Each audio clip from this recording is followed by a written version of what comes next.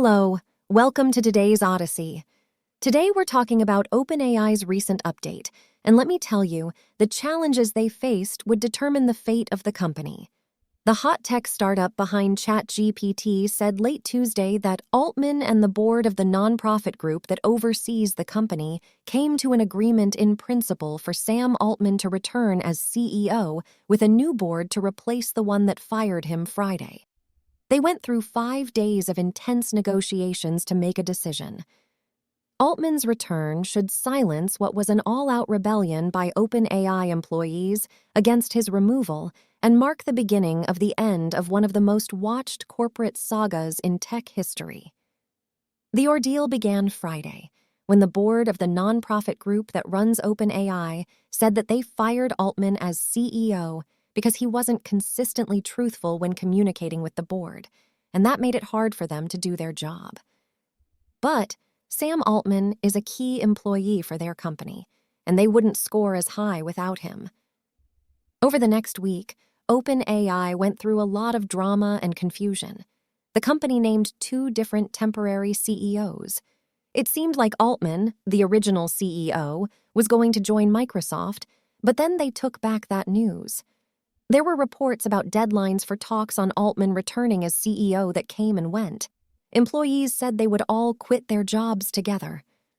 OpenAI announced on X that the first 3 members of its new board, Brett Taylor, who used to be the co-CEO of Salesforce, Larry Summers, who previously worked as an advisor in the White House and is the current president of Harvard University, and Adam D'Angelo, CEO of the question-and-answer website Quora and an early employee at Facebook. We are collaborating to figure out the details. Thank you so much for your patience through this, the company said on X in an unsigned post. Adam D'Angelo was already on OpenAI's board and will stay on, but other previous board members will not remain. Those no longer on the board include Tasha McCauley, who started her own tech companies, Ilya Sutskever, OpenAI's lead scientist, and Helen Toner. She directs research grants focused on new technologies and security at Georgetown University. The board members never gave specific details behind their decision to remove Altman as CEO, other than their statement Friday. Some people think it might have something to do with how he wanted to use AI for different purposes than the board wanted. On Saturday, Brad Lightcap, OpenAI's chief operating officer, sent a memo to OpenAI employees calling Altman's ouster a surprise. We can say definitively that the board's decision was not made in response to malfeasance or anything related to our financial, business, safety, or security privacy practices, he wrote.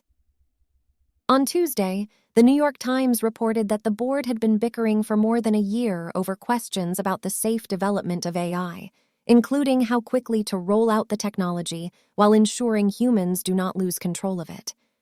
Altman was on the side of moving quickly, the newspaper reported. Altman said in a separate statement on X that he was happy to return as CEO. "I love OpenAI, and everything I've done over the past few days has been in service of keeping this team and its mission together," he wrote. Altman added that, with the new board in place, he was looking forward to returning and building on our strong partnership with Microsoft.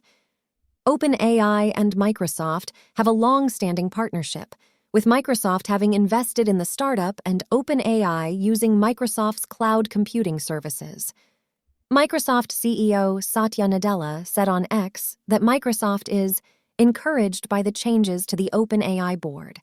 "We believe this is a first essential step on a path to more stable, well-informed, and effective governance." Other OpenAI executives celebrated the decision. Mira Murati was named the temporary CEO of OpenAI after Altman was removed. On late Tuesday, she shared OpenAI's announcement again and added a blue heart emoji. Greg Brockman is OpenAI's president and helped start the company. On X, he wrote, "Returning to OpenAI and getting back to coding tonight." Altman, who is now 38, has been a fixture of San Francisco's tech scene for a decade as an investor and startup advisor, and most recently as the CEO of the industry's hottest startup. That made him increasingly a household name outside the tech sector. After his sudden ouster Friday, other high-profile tech figures, such as former Google CEO Eric Schmidt, quickly came to his defense. Within a few days, more than 740 of OpenAI's 770 employees had signed a letter to the board asking for Altman's return. Elon Musk, the tech billionaire who was among the first donors to OpenAI when it was a non-profit entity, said Altman's return was better than one alternative, that Altman and most of OpenAI's employees would go to work for Microsoft. Less concentration of power, Musk wrote on X. Meanwhile, the company rolled out a new voice feature for ChatGPT on Tuesday with a subtle joke about the situation. So, what does this mean for the future of OpenAI and AI in general? Some experts say that Altman's return is a sign of the growing power and influence of the AI community, which can challenge the authority and decisions of the board. Others say that Altman's return is a risky move that could jeopardize the trust and reputation of OpenAI, which has been seen as a leader and pioneer in the AI field. Some also wonder how Altman will balance his roles as the CEO of OpenAI and the chairman of Y Combinator, which are both very demanding and influential positions. Whatever the case may be, one thing is clear. Altman and OpenAI are not afraid to make bold and controversial moves in pursuit of their vision of creating and ensuring the safe use of artificial intelligence. Whether they will succeed or fail, only time will tell. Thank you for joining today's Odyssey. If you enjoyed it, give it a like, share, and subscribe.